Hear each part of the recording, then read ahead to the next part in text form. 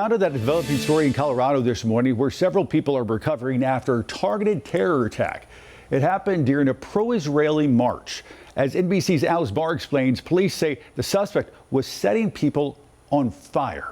This morning, a painful recovery for 8 victims and an entire community after investigators say a man used a makeshift flamethrower and shouted "Free Palestine" during an attack in Boulder, Colorado, on a march calling for the return of Israeli hostages still held in Gaza. It is clear that this is a targeted act of violence, and the FBI is investigating this as an act of terrorism.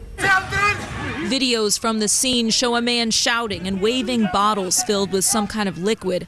Authorities now identifying the suspect as 45-year-old Mohamed Sabry Soliman.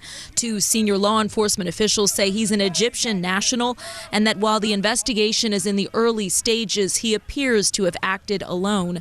Police arrested him at the scene. And they immediately ran into a chaotic situation where a man was throwing Molotov cocktails and using other devices to hurt people. Witnesses joined in, rushing to help the victims between the ages of 52 to 88, some with very serious burns. I was just like, how can I help? And they had like really bad burns all up on their legs. And then I went over to this other grass area that was like right by the front entrance.